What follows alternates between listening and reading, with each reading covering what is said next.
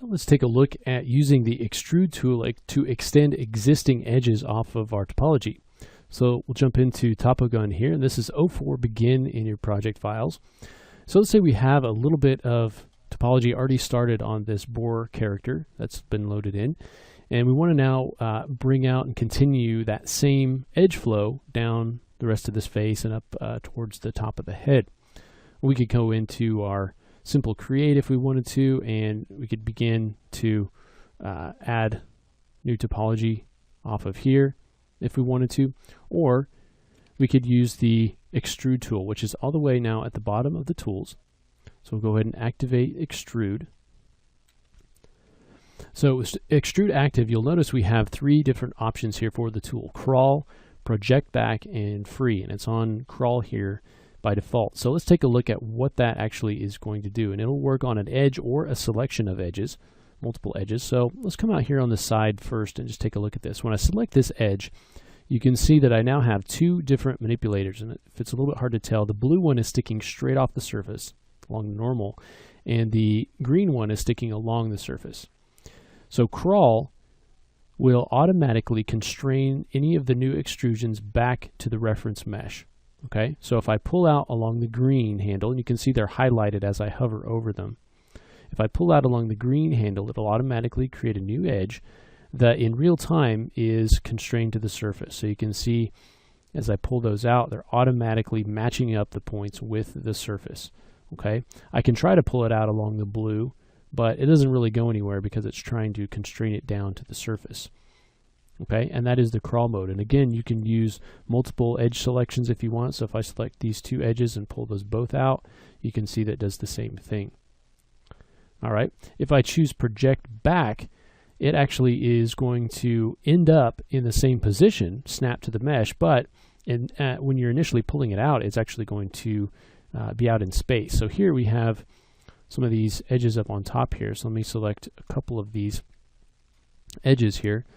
And you can see how the green line is pointing not really along the surface, but sort of out this way.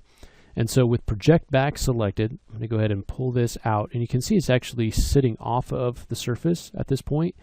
So when I let go of the mouse, then it's going to automatically be projected back down onto the surface. Okay, so it ends up in the same position as if we had crawl selected, but it actually just does it when we release the mouse. So if I turn back on crawl, you can see that is automatically, wherever we move it, constrained to the surface. Okay, but they both end up constrained to the surface. Now, there is also another option, a third option here called free, and free doesn't constrain it to the surface at all. So you can pull it out in either direction. If we pull it out in the Z here, you can see it's actually extending up off of the surface, so it's not being constrained to the reference mesh at all. Okay, and so you may want to actually do a little bit of modeling with this and pull something out when you're redoing your topology, make some room for something that you know is going to be there. Whatever the reason, you do have the ability now with this free option to extrude off of the surface. Project back and crawl will both constrain it to the surface. Crawl will automatically do it. Project back again once you release your mouse button. So in terms of a practical example, you know, we want to extend this down all the way. Let's go ahead and turn on crawl.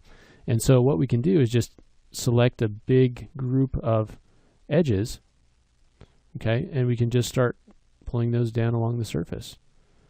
So real quickly enabling us to come and extend that same edge flow down the surface. You can see we sort of run into some issues there, but this is where we want to really create this long sheet of edges, and it's really nice to be able to do that.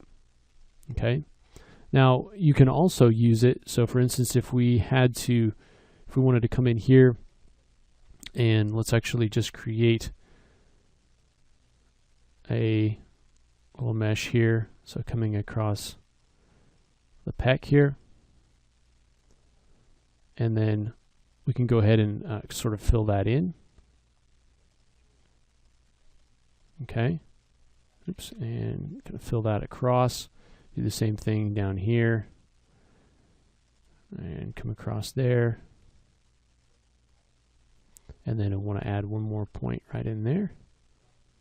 So we have a little bit of topology started.